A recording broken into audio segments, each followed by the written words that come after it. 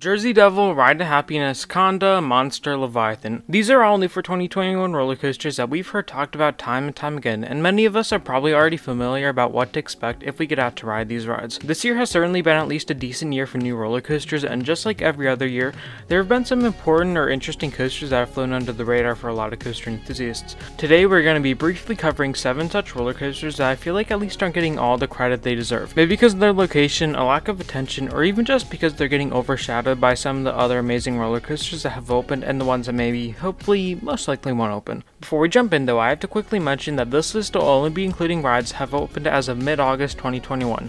That means no rides like Steel Type-In or Mission Ferrari. With that said, here we go. First, we have Abyssus at Energylandia, which might be the biggest stretch to be under the radar of any coaster in this video. When the first POV dropped last year, I was hearing about it absolutely everywhere and how everyone was surprised about how amazing the ride looked like it was going to be. Some people even thought it might be the best coaster in Poland, but then maybe because they waited until July to actually open it, I heard nothing about Abyssus when it opened to the public.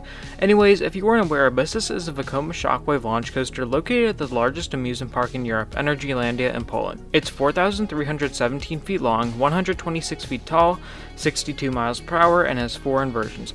Abyssus looks like the type of ride that a lot of enthusiasts would just eat up, as it's an extremely long ride featuring 2 launches and numerous airtime moments that go along with some good intensity. What's also amazing is that this ride only cost 11 million euros to build, which is less than 13 million American dollars. You hear that, Six Flags? Buying some clones of this or Formula would probably be a lot better than 46 free spins. Now moving into some of the more obscure coasters, the next one I have to talk about is Epic Coaster, spelled with a Q, at Doha Quest in Qatar. I had never heard of this ride before researching this video, and I'd be willing to bet that a vast majority of you guys haven't either. This is a Premier Rides launch coaster that just opened along with this park called Doha Quest that, from the few videos I can find, looks like probably the best indoor amusement park in the world. Epic Coaster may only have 1,837 feet of track, but it packs so much into that layout, featuring an LSM launch, an element called a twisted vertical rollback that stands 196.9 feet tall, making this the tallest indoor coaster in the world. You also have some inversions in there, a zero-G roll and a corkscrew. There doesn't seem to be much airtime, but that's okay because it seems like they packed pretty much all they could in this footprint. I really hope someone is able to make it out to this remote park at some point so that us Westerners can get an idea what this ride is like. The third coaster we are featuring are a pair of clones, both called Fighter Jet, that have opened at 2 parks, both called Phanta Park Glorious Orient in China this year. These are a pair of launch Vekoma coasters designed by engineer Ben Blumendahl. They're 2,992.1 feet long and feature 4 inversions, a sidewinder, 2 corkscrews, and the first of its kind rollover camelback inversion. This ride does seem to peter out a bit after the mid-course, but there are still a number of great airtime moments and likely intense turns to make up for it. These rides are very typical for what you'd expect out of a new Vekoma launch coaster, but at the same time it also has a bunch of original and cool looking elements. Also, this is sorta random, but I find it weird that these coasters are having a Top Gun theme because in the movie Top Gun, the protagonists fight against a communist nation, and China is, well, you know, China. Fourth, we have yet another ride that has opened in China, Legendary Twin Dragon at Chongqing Sunakland. This is an intimate impulse coaster, but I find it pretty interesting because there are a lot of differences between it and the older impulse models.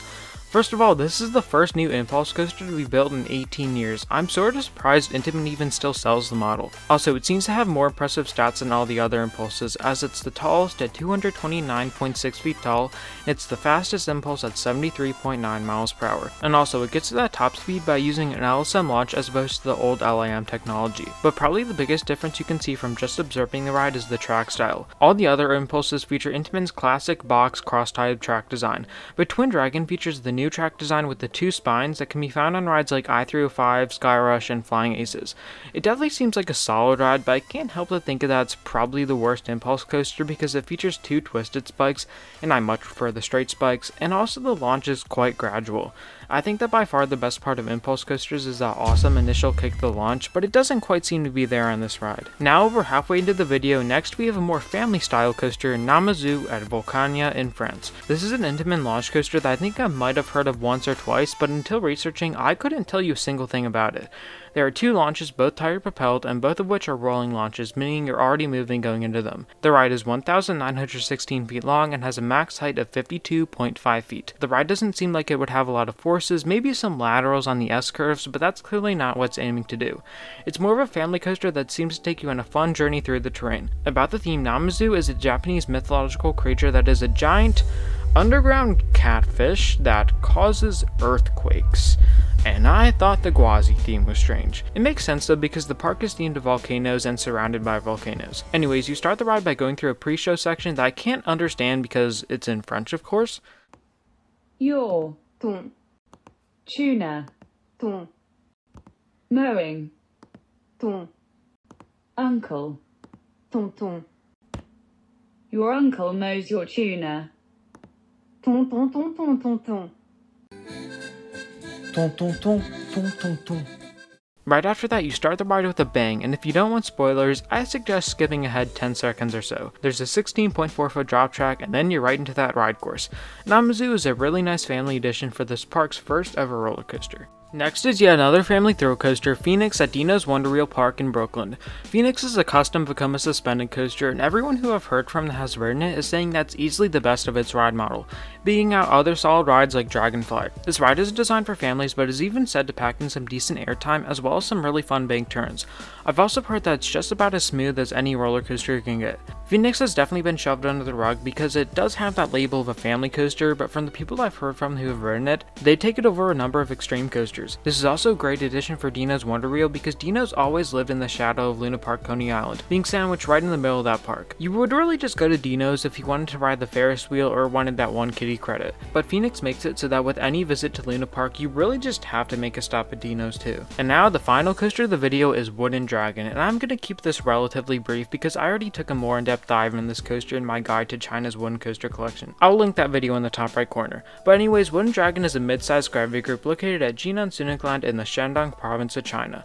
The layout of this ride is very typical for one of Gravity Group's coasters. Very low to the ground with tons of airtime pops thrown in throughout the whole ride, as well as some high bank turns. The pacing on this thing seems to be absolutely phenomenal, and another thing that I like is that they added in some on-ride theming structures that create some great near-miss effects at various points during the layout. It may be a bit smaller than all the other Chinese Gravity Groups, but I think it has the layout to easily make up for that.